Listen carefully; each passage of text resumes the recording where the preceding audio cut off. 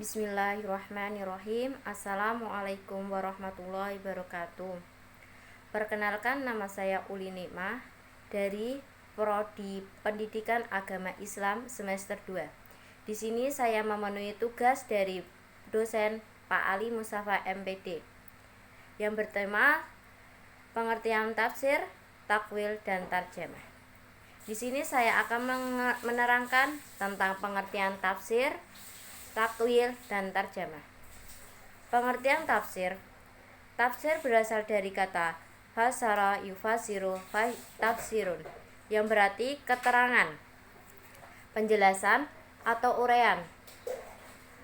Sedangkan pengertian takwil secara bahasa berasal dari kata aul, yang berarti kembali pada asalnya.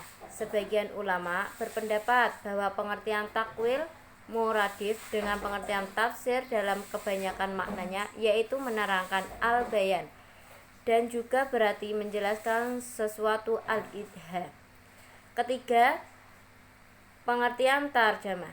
Kata tarjamah sendiri berasal dari bahasa Arab tarjamah, yang berarti menafsirkan dan menerangkan dengan bahasa yang lain, yaitu fasyara wa syaraha bilisanin akhar.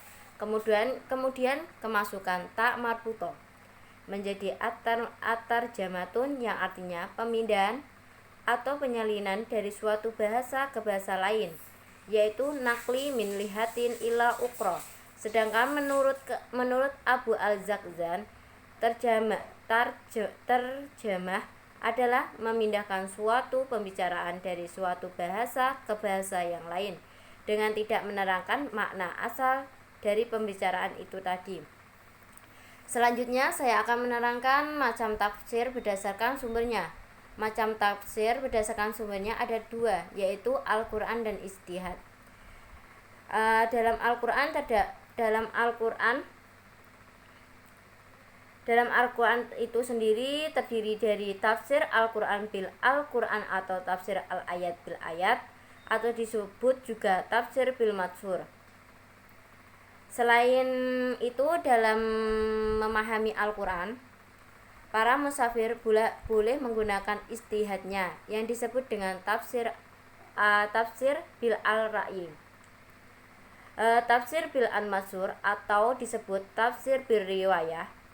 Menurut Al-Farmawi, tafsir bil al-matsur yang disebutnya tafsir bil riwayah dan an-nakli adalah penafsiran Al-Quran yang didasari oleh penjelasan Al-Quran, penjelasan Rasulullah, dan penjelasan para sahabat melalui ijtihadnya, serta akwal tabi'in atau disebut perkataan tabi'in.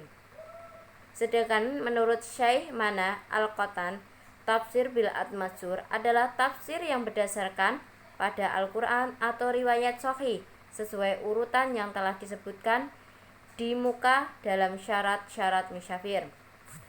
Maksudnya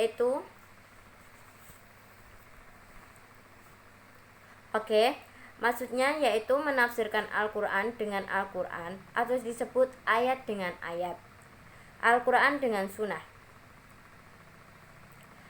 Dari pengertian di atas dapat disimpulkan maka ada 4 otoritas yang menjadi sumber penafsiran bil matsur. Pertama, Al-Quran sebagai penafsir terhadap Al-Quran.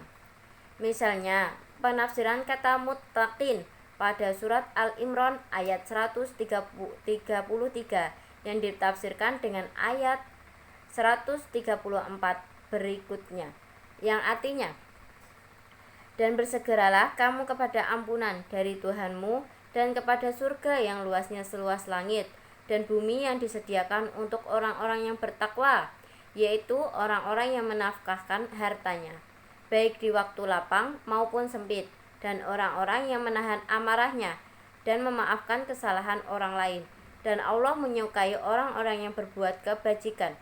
Quran Surat Al-Imran ayat 133-134.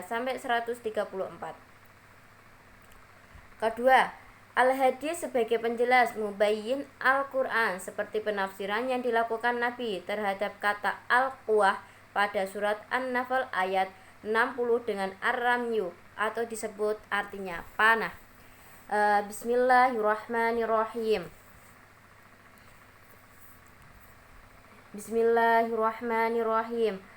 Wa'aidu lahum mastata'tum min quwwati wa mir ribatil haul. Dan artinya, dan siapkanlah untuk menghadapi mereka kekuatan apa saja yang kamu sanggupi, dan dari kuda-kuda. Quran Surat Anfal ayat 60. Ketiga, penjelasan yang dikemukakan oleh sahabat Nabi dapat dipandang sebagai penjelasan Al-Quran. Keempat, keterangan yang diucapkan oleh tabi'in, karena tabi'in dianggap sebagai orang yang bertemu langsung dengan sahabat Nabi, sehingga tabi'in dapat dianggap sebagai penjelas terhadap Al-Quran. Oke, selanjutnya macam-macam tafsir berdasarkan metodenya itu ada 4. 1. Metode tahlili atau disebut analitik.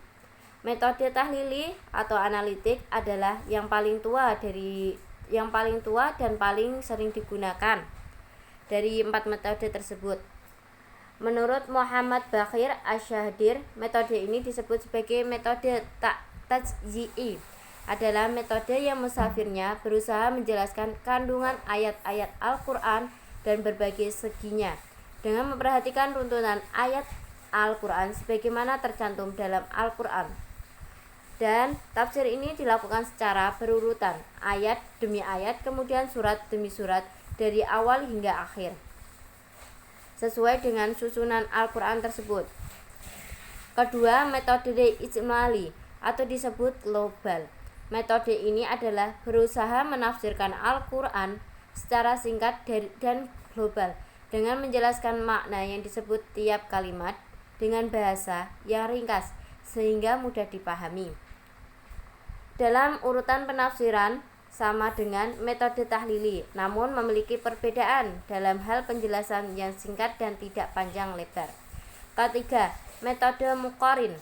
Metode muqarin yaitu menggunakan metode perbandingan antara ayat dengan ayat, atau ayat dengan hadis, atau antara pendapat para ulama tafsir dengan menonjolkan perbedaan tertentu dari objek yang diperbandingkan itu. Keempat, metode maudu'i atau disebut tematik. Metode ini menggunakan tafsir berdasarkan tema, yaitu memilih satu tema dalam Al-Quran untuk kemudian menghimpun seluruh ayat Al-Quran yang berkaitan dengan tema tersebut. Baru kemudian ditafsirkan untuk menjelaskan makna tema tersebut. Metode ini adalah metode tafsir yang berusaha mencari jawaban Al-Quran dengan cara mengumpulkan ayat-ayat Al-Quran yang mempunyai tujuan satu, yang bersama-sama membahas topik atau judul tertentu dan menerbitkannya sesuai dengan masa turunnya selaras dengan sebab-sebab turunnya.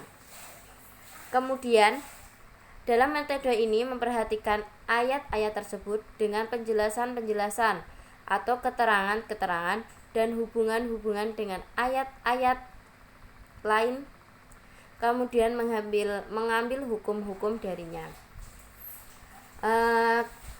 Terus selanjutnya macam tafsir berdasarkan keahlian musyafir dan keadaan yang melingkupinya. Macam tafsir berdasarkan keahlian musyafir dan yang melingkupnya atau disebut corak. Penafsiran yang merupakan bentuk usaha manusia dalam memahami dan menelaah kalam Allah SWT tidak mungkin terlepas dari kesesuaian, kemampuan, dan kecenderungan yang dimiliki oleh penafsir. Kecenderungan dalam ilmu tafsir sendiri dipahami dengan lawan yang mana dalam kosakata bahasa Indonesia berarti corak. Yang dimaksud adalah warna dan bukan jenis atau sifat. Di sini saya akan menjelaskan beberapa corak tafsir. Oke, corak tafsir sendiri itu terbagi banyak ya. Di sini saya akan menjelaskan sedikit karena waktunya. Oke, corak tafsir fikih. Corak tafsir fikih yaitu corak tafsir yang kecenderungannya itu mencari hukum-hukum fikih di dalam ayat Al-Quran. Corak ini punya kekhususan dalam mencari ayat-ayat yang secara tersurat maupun tersirat yang mengandung hukum-hukum fikih. Oke, dua corak tafsir ilmi adalah menafsirkan ayat-ayat Al-Quran yang berdasarkan pendekatan ilmiah atau menggali kandungan Al-Quran berdasarkan teori-teori ilmu pengetahuan. Selanjutnya, ketiga, corak tafsir falsafi adalah cara menafsirkan Al-Quran dengan teori-teori filsafat. Selanjutnya, corak tafsir sastra adalah tafsir yang di dalamnya menggunakan kaidah-kaidah linguistik. Selanjutnya, corak tafsir adapti isma'i adalah tafsir yang menekankan pembahasannya itu pada masalah-masalah sosial kemasyarakat. Sekian dan terima kasih dari presentasi saya. Apabila ada perkataan saya atau ucapan saya yang menyinggung perasaan, saya mohon maaf. Sekian dan terima kasih. Wassalamualaikum warahmatullahi wabarakatuh.